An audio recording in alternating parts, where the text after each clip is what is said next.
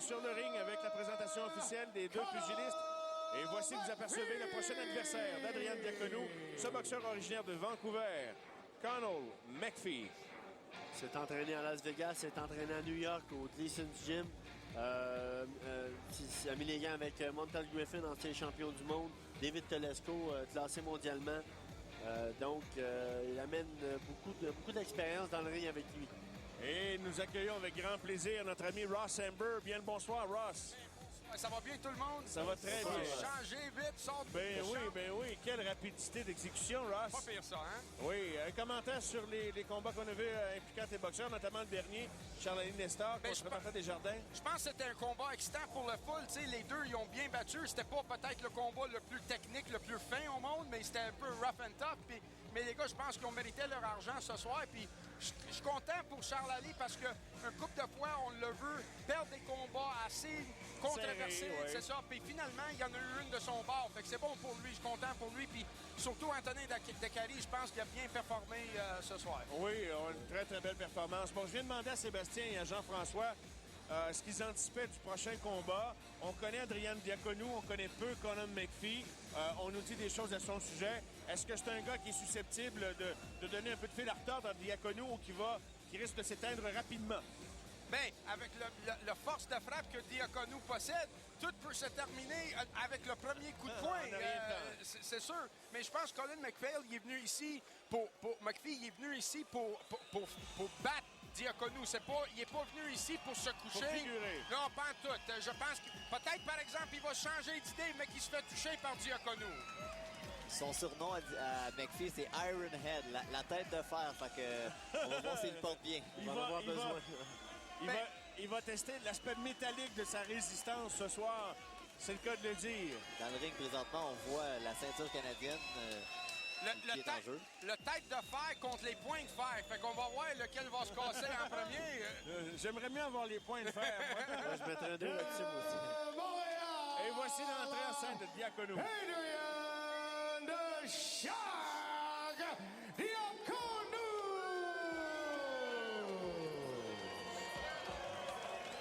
Faut dire aussi que pour les gens qui connaissent peu de Diacono, les boxeurs qui viennent l'affronter, il n'est pas tellement grand. Peut-être que physiquement, il n'est pas le plus intimidant, sauf que quand on a reçu quelques coups, là, il doit le devenir. Mais je pense que Jean-François puis Sébastien sera d'accord avec moi. Peut-être qu'il n'est pas grand, mais il est large, il est épais, là, les épaules, jambes, les jambes. C'est quelqu'un de solide, là, puis tu le vois. Qu'est-ce qui manque en grandeur? Il a en masse, en force, là, puis en largeur. Oui, effectivement. Puis en étant plus petit, t'apprends à te battre plus petit aussi. Je pense que ça devient un avantage. Tu es habitué de voir tout le temps des hommes plus grands que toi. Souvent Diacono va éviter les coups de ses adversaires. Il en profite, comme Sébastien dit, pour s'approcher puis revenir en contre-attaque. Puis c'est un peu comme s'il envoie des trappes, des pièges à ses adversaires. Puis c'est pas juste d'aujourd'hui qu'il est désavantagé dans la grandeur. Toute sa carrière de boxe, c'était comme ça. Oui. Je pense qu'il est habitué. Alors, Diacono qui fait son entrée sur le ring pendant que trois hôtesses tiennent la ceinture canadienne de cette division des mi-lourds entre leurs mains. Diacono qui espère bien l'avoir au bout des bras dans quelques instants et autour de la taille, évidemment, pour les prochaines semaines. Ce combat est sous la supervision de la Régie des alcools, des courses et des jeux du gouvernement du Québec. Représenté par M. Mario Latraverse et sous la responsabilité du médecin, le Dr Pierre Meunier. Sanctionné par la Fédération canadienne de boxe professionnelle, représenté ici ce soir par son superviseur, M. Ed Pearson. This bout is under the direct supervision of the Quebec's government, la Régie des alcools, des courses et des jeux, represented by Mr. Mario Latraverse at ringside, and under the medical supervision of Dr. Pierre Meunier. This bout is also sanctioned by the Canadian Professional Boxing Federation, represented here tonight by the supervisor, Mr. Ed Pearson.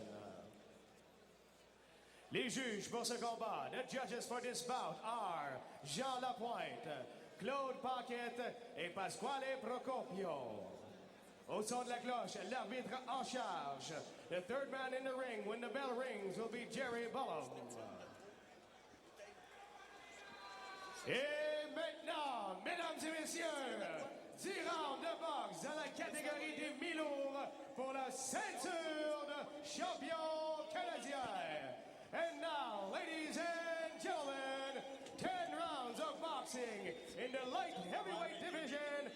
the Canadian Championship belt. To the ball, dans le coin rouge, in the red corner, portant la culotte noire, wearing black shorts, pesant 174,6 livres, weighing in at 174,6 pounds, affichant 10 victoires, dont 6 par KO, une défaite et un combat nul. With a professional record of 10 wins, 6 by way of knockout, and only 1 defeat and 1 draw from Vancouver, Conor McPhee!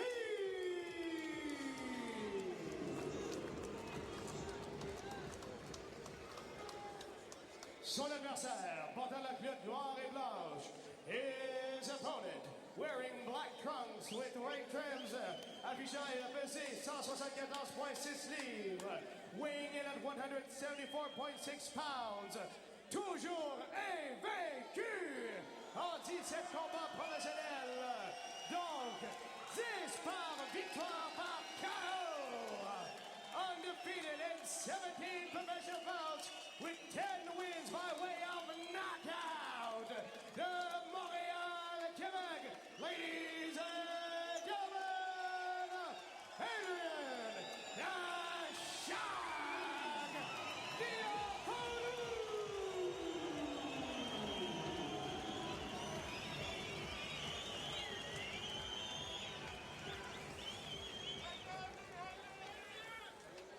You got your section room, dressing room, you obey commands at all times. Touch up, good luck.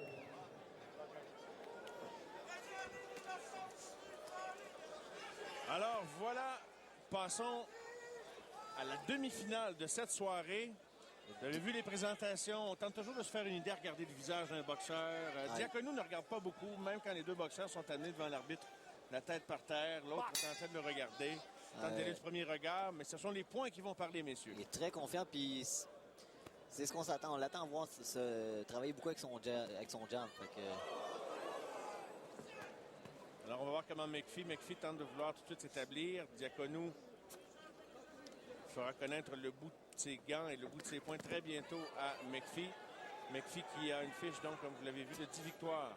Une défaite, une nulle. 6 victoires par mise hors de combat. Une chose, on peut dire, les gars, que McPhee, il se sauve pas. Là. Il reste là devant Diakonou, puis même il force l'action, puis celui qui initie les attaques. Nous serons gagnants dans le spectacle que nous allons voir. Et puis, c'est ça le but de l'exercice avec Diakonou aussi, de le voir confronté à de l'opposition encore plus féroce. La seule défaite de McPhee, c'est une défaite par KO au deuxième round. Donc, c'est un bon test en même temps pour Diakonou, savoir par rapport à son ancien adversaire à quel niveau il est. J'aime bien la patience avec laquelle Diakonou commence le combat. Très calme. Oui, souvent a tendance, surtout quand il se fait frapper, à un petit peu perdre le contrôle. C'est un cognant, donc il va essayer de remettre le coup rapidement. Mais en étant patient, utilisant son jab, avec la puissance qu'il possède, les ouvertures vont se créer toutes seules. On entendra de toute façon résonner les coups de Diakonou lorsqu'il touchera la cible de façon solide. Généralement, ses coups sont très, très lourds. Moi, qu'est-ce que j'aimerais voir, c'est le fait que McPhee fonce. Je demanderais à Diakonou de travailler plus le jab, qu'il place le jab, et après ça, créer l'ouverture pour les coups de force. Il est très, très patient, hein? Très calme. Peut-être trop calme? Peut-être trop, oui. Je pense qu'il veut voir un peu ce que son adversaire a dans le corps. Oh, attention, et là, Diakonou vient d'entrer dans la zone, il va finir... Je suis d'accord avec Ross. De le voir utiliser son jab à tête au corps juste pour faire des feintes, pour mettre McPhee sur la défensive. Sur la tente. Oh, pénal! Attention, McPhee est en... Oh boy, ça n'a pas été long. Une gauche, et c'est ça qu'il fait. Peut-être t'as pas besoin de jab quand tu cognes de main. Ah non, il reste 38 secondes à résister à Diakonou. Diakonou prend son temps. Oh boy! Je voudrais pas être dans les souliers de McPhee, quoique Diakonou reste encore une fois calme pour l'instant. Mais une gauche. McPhee n'est pas dans les souliers de McPhee maintenant. Non, non, t'as bien raison, Ross. Mais c'était rapide. Ouais. C'est la différence quand il a perdu beaucoup de poids. Puis,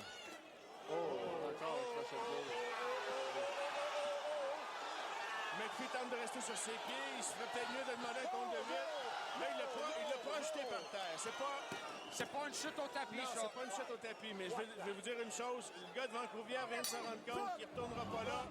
Probablement pas à Vancouver avec la ceinture. Et le public